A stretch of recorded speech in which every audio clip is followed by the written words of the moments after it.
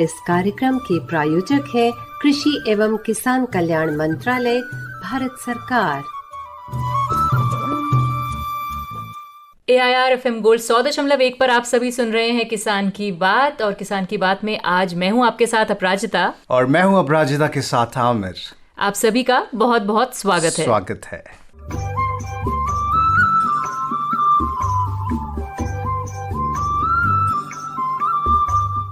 नमस्कार श्रोताओं, स्वागत है आपका। दिल्ली के कृषि भवन में आज माननीय केंद्रीय कृषि एवं किसान कल्याण मंत्री नरेंद्र सिंह तोमर की अध्यक्षता में एक प्रेस ब्रीफिंग हुई, जिसमें देश विदेश के मीडिया संस्थानों और पत्रकारों को कृषि सुधार और कृषि कानूनों के मुद्दे पर माननीय केंद्रीय मंत्री श्री नरेंद्र तोमर जी द्वारा संबोधित किया गया। कृषि मंत्री ने आगे क्या कहा, आइए सुनते हैं।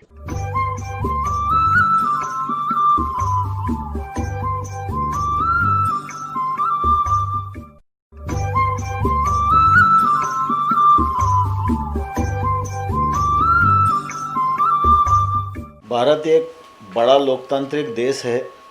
केंद्र सरकार मोदी जी के नेतृत्व में सबका साथ, सबका विकास, सबका विश्वास, इस भावना के साथ आगे बढ़ रही है।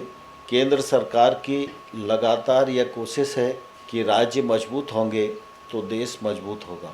भारत वसुधैव कुटुंबकम की भावना के आधार पर काम करने वाला राष्ट्र है। प्रधानमंत्री जी की लगातार कोशिश है कि वसुधैव कुटुंबकम की भावना के अनुरूप हम काम करें, हम स्वयं को भी आगे बढ़ाएं और दुनिया को भी आगे बढ़ने में मदद कर सकने की क्षमता अपने भीतर पैदा कर सकें। अनेक रिफॉर्म अनेक क्षेत्रों में हुए हैं। सरकार का हस्तक्षेप जितना कम होता जाएगा उतनी ही व्यवस्था अच्छी होती जाएगी। देश की आज़ादी को 73 वर्ष हो गए हैं और ऐसी स्थिति में हमको एक विश्वास के वातावरण को निर्मित करना और विश्वास के साथ आगे बढ़ना, इस भावना के साथ भारत सरकार आगे बढ़ रही है। हम सब इस बात को भलीभांति जानते हैं, जब किसी प्रकार के सुधार की ओर आगे बढ़ा जाता है तो 3 स्थितियों का सामना करना पड़ता है। सुधार की जब बात होती है तो सुधार का उपहास उड़ाया जाता है, सुधार थोड़ा आगे बढ़ता है तो उसका विरोध भी होता है, और अंततोगत्वा अगर संकल्प मजबूत है तो उस सुधार को स्वीकृति देश में भी मिलती है और दुनिया में भी मिलती है। भारत युग के साथ अपने को परिवर्तन करने का हामी रहा है और हमने युग के साथ अनेक प्रकार के परिवर्तनों को स्वीकार किया है। उसी का परिणाम है कि आज हम इस अवस्था में खड़े हुए और हम इस अवस्था को और मजबूत बनाना चाहते हैं, आगे बढ़ना चाहते हैं। कृषि का क्षेत्र हमारी अर्थव्यवस्था का प्रमुख क्षेत्र है। यह क्षेत्र लंबे समय से बांधा हुआ था। इसको खोलना, मुक्त बाजार स्थापित करना, मंडी की जंजीरों से किसान को मुक्त करना, किसान को महंगी फसलों की ओर आकर्षित करना, किसान तकनीक से जुड़ सके, किसानी में निजी निवेश बढ़ सके, किसान वैश्विक मानकों के अनुसार खेती कर सके और हमारे किसान का उत्पाद देश में तो उपयोगी हो, लेकिन जो दुनिया की आवश्यकता है उस आवश्यकता को पूर्ति करने में भी भारत सक्षम हो सके। इस दृष्टिकोण के आधार पर भारत सरकार ने पिछले संसद के सत्र में 3 अधिनियम पारित किए, जिसमें पहला कृषि जो उपज है उसके व्यापार से संबंधित है और हमारी कोशिश उसके माध्यम से है कि किसान अपनी फसल को कहीं से भी किसी को भी किसी भी स्थान पर अपनी मनचाही कीमत पर बेच सके। ये स्वतंत्रता किसान को मिलनी ही चाहिए। कानून पारित हो गया। दूसरा, कीमत आश्वासन और कृषि सेवाओं का करार अधिनियम, वह भी पारित हो गया। और जो आवश्यक वस्तु अधिनियम में संशोधन किया वह भी पारित हो गया। और इन सब कानूनों को पारित करने में लगभग लोकसभा और राज्यसभा दोनों सदनों में 4-4 घंटा विस्तार से चर्चा हुई, जिस पर सभी दल के लोगों ने अपना विचार व्यक्त किया और तदुपरांत वो कानून पारित हुआ और आज देश में वह लागू हो गए। आप सबके ध्यान में आता होगा कि इन कानूनों को लेकर कुछ किसान आंदोलित हैं।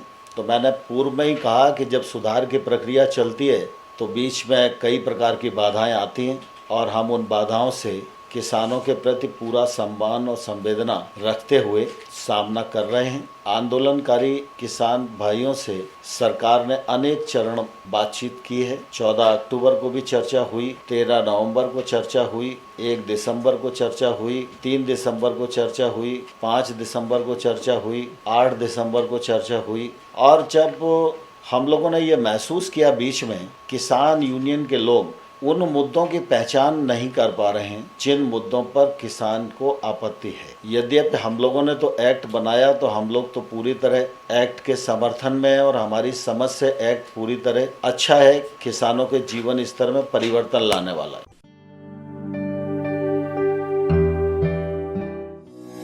सरकार ने किसानों को उनकी उपज का बेहतर मूल्य दिलाने और ग्रामीण नौजवानों को स्थानीय स्तर पर ही रोजगार दिलाकर आत्मनिर्भर बनाने के लिए कृषक उपज व्यापार और वाणिज्य संवर्धन और सरलीकरण अधिनियम 2020 लागू किया है। मेरे देश का किसान जो उत्पादन करता था, न वो अपनी मर्जी से बेच सकता था, न अपनी मर्जी से जहां बेचना चाहता था वहां बेच सकता था। उसके लिए जो दायरा तय किया था वहीं बेचना पड़ता था। उस सारे बंधनों को हमने खत्म कर दिया है। इस कानून के तहत कृषि उपज की व्यापार की राह को आसान बनाया गया है। एपीएमसी के साथ साथ किसानों को विकल्प के रूप में एक और माध्यम से व्यापार करने की आजादी मिल गई है। इस अधिनियम के तहत अनाज, दलहन, तिलहन, फल, सब्जी, नट, मसाले आदि के उपज का व्यापार करना आसान हो गया है। इसके साथ साथ डेयरी उत्पादों, बकरी पालन और पिगरी से संबंधित उत्पादों के व्यापार में भी आसानी हो गई है। साथ ही जानवरों के चारे, कच्चा कपास, कपास के बीज और कच्चे जूट आदि का भी व्यापार हो रहा है। अब किसान और व्यापारी एपीएमसी मंडी परिसर के बाहर भी व्यापारी, निर्यातक, प्रोसेसर और रिटेलर आदि से खरीद बिक्री कर सकेंगे। ये व्यापार उत्पादन स्थल, संग्रह, फार्म गेट, कारखाना परिसर, वेयरहाउस, साइलो, कोल्ड स्टोरेज आदि जगहों पर किए जा रहे हैं। इस अधिनियम में व्यापार करने के लिए कई विशेष प्रावधान किए गए हैं, जैसे व्यापार क्षेत्र में जिस व्यापारी के पास पैन कार्ड हो वो किसान या किसी दूसरे व्यापारी के साथ व्यापार कर सकता है। उत्पादक संगठन एफपीओ या कृषि सहकारी समितियों के पास व्यापार क्षेत्र में व्यापार के लिए पैन कार्ड की भी जरूरत नहीं है। कारोबारी लेन देन और भुगतान के लिए इलेक्ट्रॉनिक ट्रेडिंग सुविधा का प्रावधान है। इससे लेन देन में पारदर्शिता के साथ साथ इसका पूरा रिकॉर्ड भी दर्ज रहता है। इस अधिनियम का न्यूनतम समर्थन मूल्य से कोई लेना देना नहीं है। किसानों को एमएसपी मिलता रहा है और इसके तहत खरीद जारी रहेगी। मंडी व्यवस्था भी पहले की तरह जारी रहेगी। एपीएमसी मंडी के बाहर किसी भी ट्रेड एरिया जिसमें इलेक्ट्रॉनिक ट्रेडिंग भी शामिल है, किसानों को कोई भी शुल्क या सेस नहीं लगेगा। इस अधिनियम के किसी भी प्रावधान का उल्लंघन करने पर व्यापारियों पर जुर्माने का प्रावधान है। वाद विवाद और मतभेदों के निपटारे के लिए सुलह बोर्ड का प्रावधान है, जिसमें किसान स्थानीय एसडीएम के पास अपनी शिकायत कर सकते हैं। किसान अपने मोबाइल से भी इस व्यापार को अंजाम दे सकते हैं। कृषक उपज व्यापार और वाणिज्य संवर्धन और सरलीकरण अधिनियम 2020 किसानों की आजादी का अधिनियम है। किसान अब अपनी फसल कहीं भी किसी को भी बेच सकते हैं। किसान अब किसी पर निर्भर रहने के बदले बड़ी खाद्य उत्पादन कंपनियों के साथ पार्टनर की तरह जुड़कर ज्यादा मुनाफा पाएगा। सशक्त अन्नदाता, आत्मनिर्भर भारत। उत्तर प्रदेश से किसान मित्र उपेंद्र हमारे साथ हैं। आइए सुनते हैं कृषि कानून पर इनके विचार।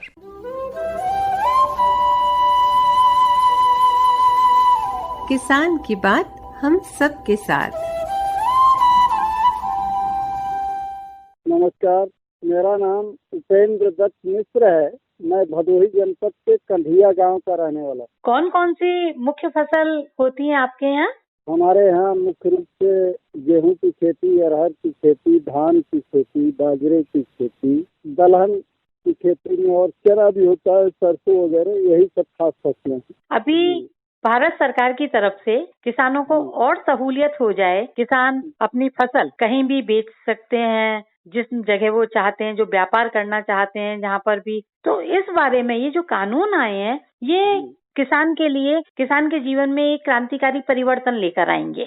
वर्तमान सरकार ने किसानों के लिए उनको आत्मनिर्भर बनाने के उद्देश्य से और स्वावलंबी बनने के साथ साथ उनकी तरक्की हो, उनकी समृद्धि हो, इसके लिए बहुत सोच समझ करके उन्होंने जो कृषि कानून के रूप में 3 कानून ले आए हैं, लोग किसान के हित में है। आप एक किसान होने के नाते इन कानूनों को किस तरीके से किसान के लिए लाभकारी मानते हैं? जी, लाभकारी इस दृष्टि से कि सरकार का जो एमएसपी न्यूनतम समर्थन मूल्य सरकार के माध्यम से अच्छे रेट पे खरीदारी निश्चित की जा रही है, जिससे बिचौलिए और बनिए व्यापारी मनमानी ढंग से कृषि उपज के तैयार होने पर कम दाम पर उसकी खरीद फरोख्त करते थे, उस पर एक काफी लगाम और अंकुश है।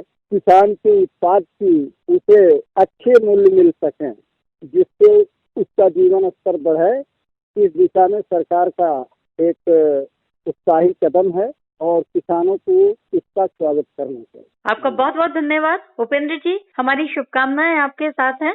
साथ ही आपके साक्षात्कार लेने के लिए आपको भी मेरे तरफ से धन्यवाद। बहुत बहुत धन्यवाद।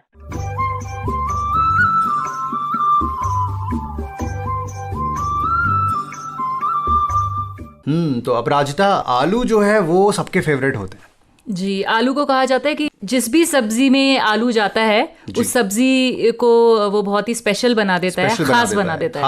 और बच्चों की तो बहुत ही फेवरेट डिश है आलू, जी, अलग अलग तरीके से। तो अभी जो ये मौसम है अपराजिता, इस मौसम में आलू की फसल जो है वो किसान भाइयों ने बोई हुई है, और खास तौर पर जब ये टेम्परेचर डाउन होता है, पाला जब पड़ता है, तो आलू में एक झुलसा रोग हो जाता है। अच्छा। और ये जो झुलसा रोग है, इससे जुड़ी हुई कुछ महत्वपूर्ण जानकारी देने के लिए हमारे साथ कौन मौजूद हैं? डॉक्टर दिनेश कुमार, जो कि हैं प्रधान वैज्ञानिक।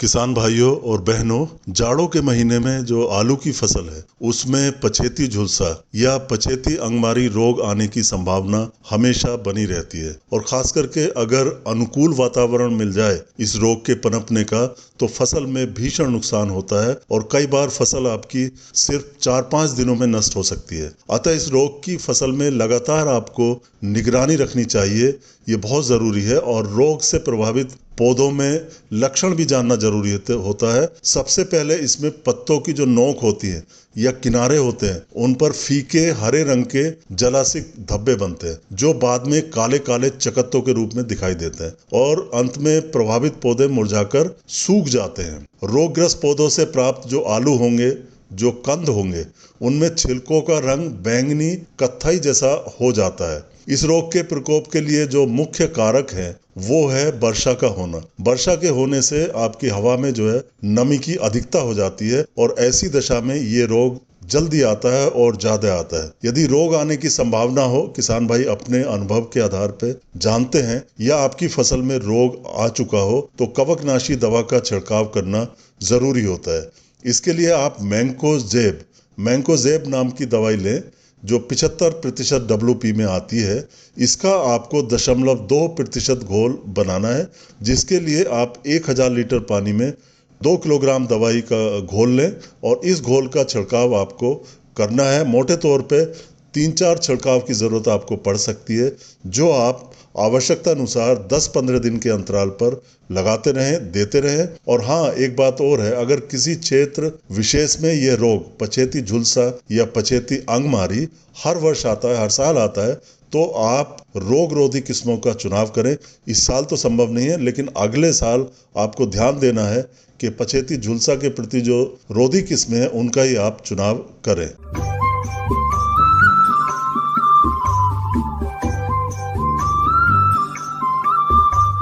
डॉक्टर दिनेश कुमार को अभी आपने सुना, जो हमें आलू के झुलसा रोग से जुड़ी जानकारी दे रहे थे। अपराजिता, वो कौन सा फ्रूट है जो सबका फेवरेट है? बच्चे भी बहुत आराम से उसको खा सकते हैं और बुजुर्ग भी। और मैं एक चीज और इसमें जोड़ना चाहूंगी कि ये एक ऐसा फल है जिसे आपको धोने की भी जरूरत नहीं है। बिल्कुल ठीक है। मैं समझ चुकी हूँ। ओके, आप केले की बात कर रहे हैं। बिल्कुल, केले की बात कर रहे हैं दोस्तों हम। और केले की जो पैदावार है उसमें बहुत सारी ऐसी दिक्कतें आती हैं जिनका निवारण जो है हमारे किसान भाइयों को उसकी जरूरत पड़ती है। तो इसके लिए हमारे साथ कौन एक्सपर्ट हैं आज? केले में समसामयिक कार्य, इस विषय पर हमारे साथ आज विशेषज्ञ होंगे डॉक्टर वीएम पांडे।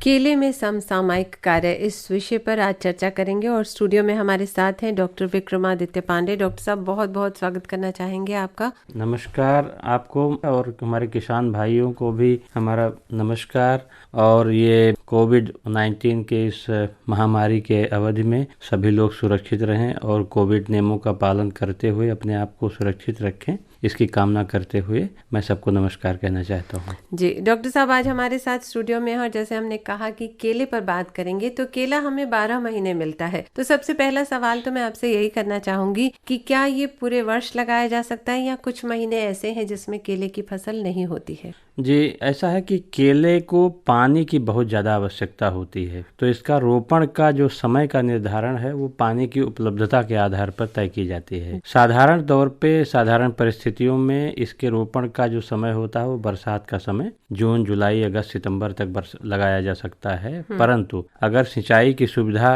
उपलब्ध है, कोई पानी की दिक्कत नहीं है, तो इसको लगभग पूरे साल, बट ये उत्तर भारत की दशाओं में जहाँ पर ठंडी ज़्यादा होती है और पाला पड़ने की संभावना होती है, उन दशाओं में जो ये शीत ऋतु होता है न, दिसंबर और जनवरी का, उस समय को छोड़ करके, और गर्मियों में मई जून में जब बहुत ज़्यादा गर्मी होती है, उसमें पानी की उपलब्धता भी एक तो कम होती है और गर्मी बहुत होती है, उसको छोड़ के बाकी पूरे साल इसको केला को लगाया जा सकता है। डॉक्टर साहब, हमें तो 2 तरह के केले दिखते हैं। एक तो जो पूजा में यूज किया जाता है, छोटे वाले चीनी केला कहते हैं उसको, और एक जो नॉर्मल केला होता है। तो दोनों की अलग अलग पेड़ होते हैं, अलग अलग फसल होती है, अलग अलग देखभाल होती है उनकी। जी जी, देखभाल तो लगभग समान होता है, लेकिन किस्में अलग अलग होती हैं। जैसे आपने कहा कि जो छोटा वाला केला होता है, इसमें 2-3 वर्ग हैं केले के। तो एक वर्ग जिसे हम बोलते हैं वामन केला, या जो छोटे पौधे होते हैं, लेकिन उत्पादकता के दृष्टिकोण से ये अच्छे होते हैं। जैसे कि पहले कहा जाता था ड्वार्फ कैवेंडिश एक किस्म थी,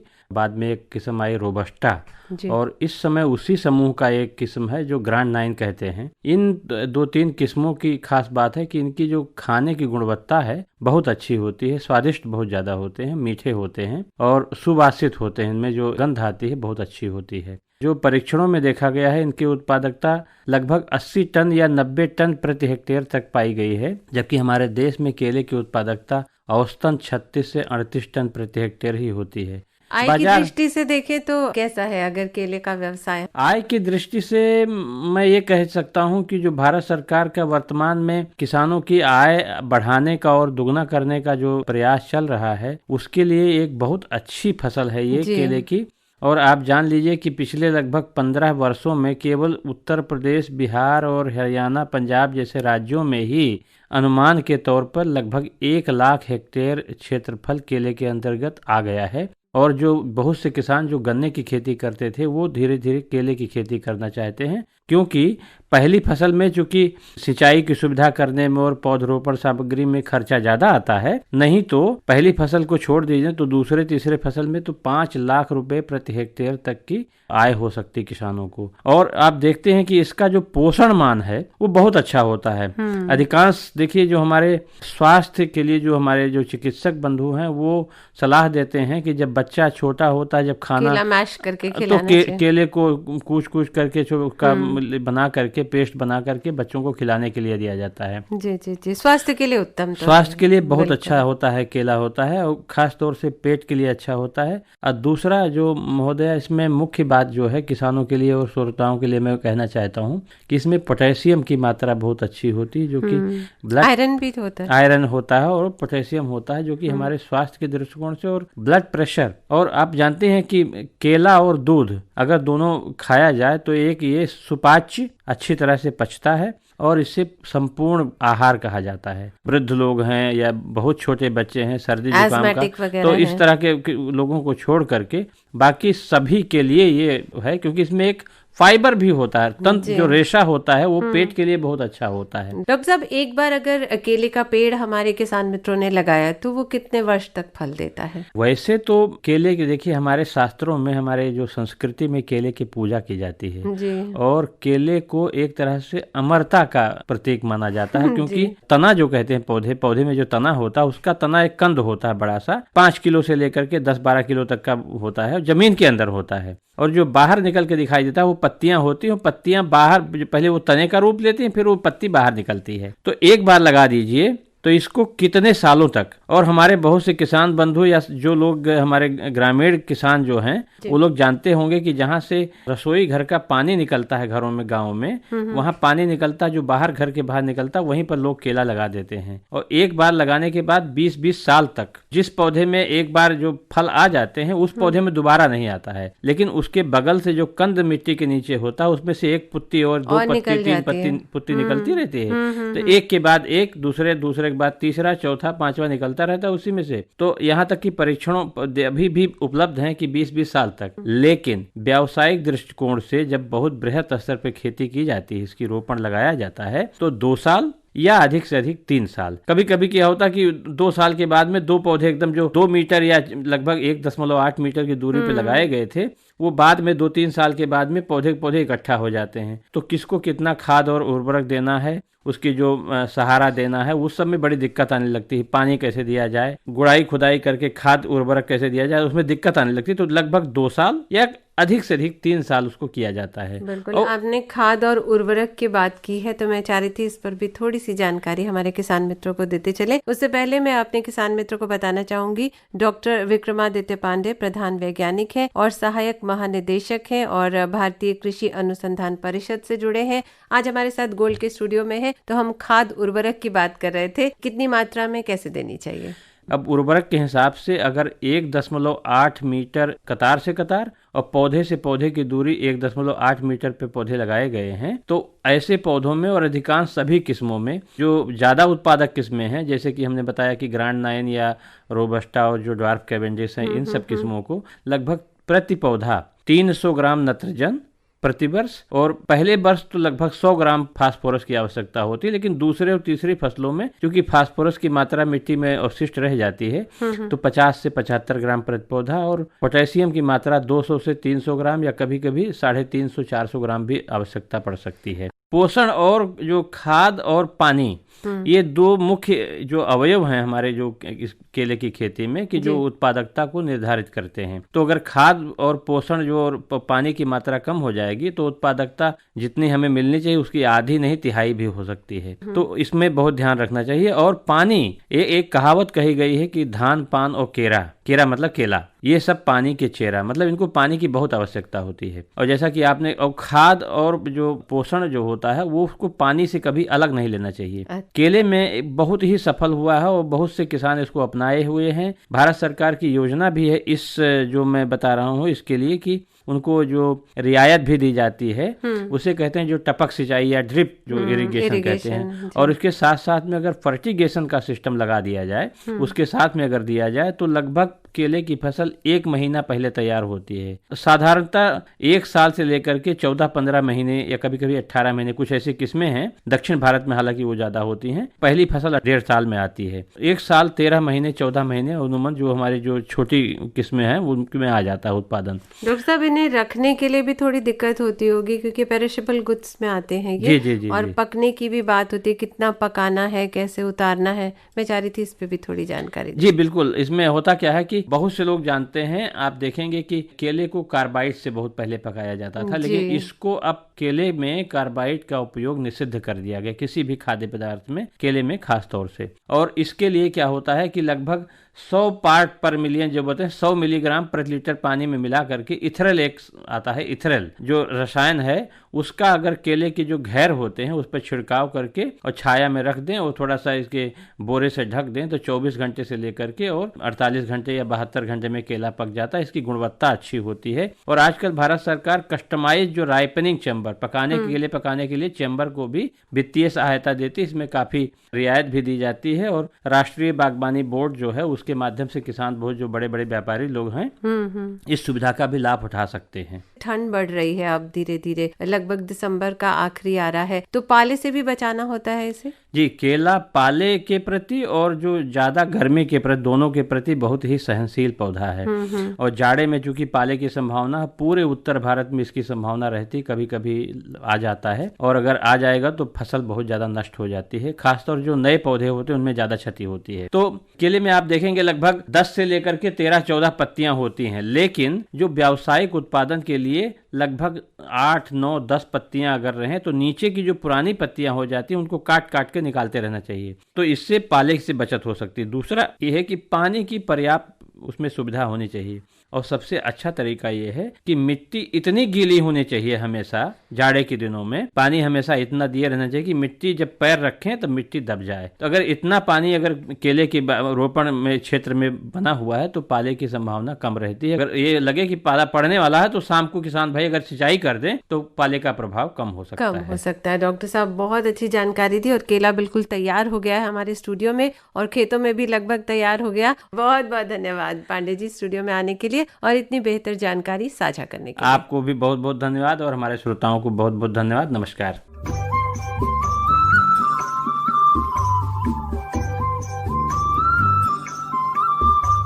केले पे समसामयिक कार्य दोस्तों, इस पर हमारे साथ थे डॉक्टर VM पांडे। अपराजिता, मौसम रूमानी है और मौसम और बाजार भाव पर भी एक नजर डालते हैं।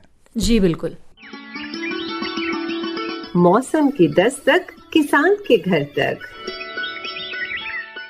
ग्रामीण कृषि मौसम सेवा कृषि भौतिकी संभाग से प्राप्त सूचना के अनुसार दिल्ली और उसके आसपास के गांवों में सप्ताह के दौरान आसमान में हल्के बादल छाए रहेंगे। दिन का अधिकतम तापमान 20 डिग्री सेल्सियस और न्यूनतम तापमान 6 डिग्री सेल्सियस रहने की संभावना है। बादलों की स्थिति 3 ऑक्टा, सापेक्षिक आर्द्रता अधिकतम 96% और न्यूनतम 52% रहने की संभावना है। हवा की गति 10 किलोमीटर प्रति घंटा और हवा की दिशा पश्चिम से उत्तर पश्चिम रहेगी। इस मौसम में तैयार खेतों में प्याज की रोपाई से पहले अच्छी तरह से सड़ी हुई गोबर की खाद तथा पोटाश उर्वरक का प्रयोग अवश्य करें।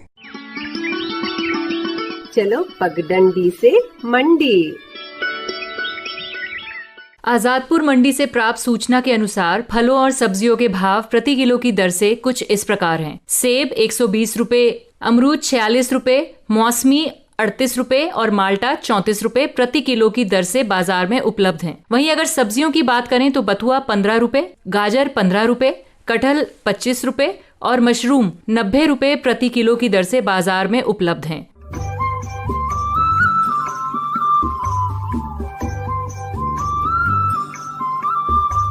तो अपराजिता, जो आज का हमारा प्रोग्राम था, बहुत सारे अलग अलग मुद्दों पर हमने बात करी। बिल्कुल। और अगर हमारे किसान मित्र जो हैं वो हमें कुछ कहना चाहें, कोई शिकायत करना चाहें, कुछ सुझाव देना चाहें, तो उसके लिए वो क्या कर सकते हैं? बिल्कुल, हमें प्रतिक्रिया लिखकर भेज सकते हैं, और कहाँ लिखकर भेज सकते हैं वो ईमेल आईडी हम आपको बता देते हैं, kkbongold@gmail.com।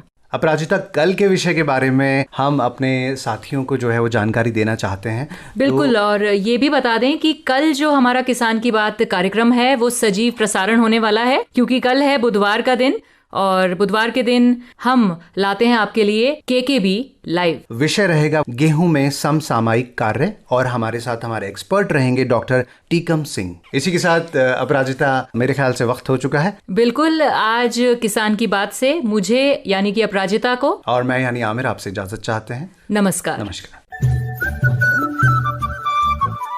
इस कार्यक्रम की प्रायोजक थे कृषि एवं किसान कल्याण मंत्रालय, भारत सरकार।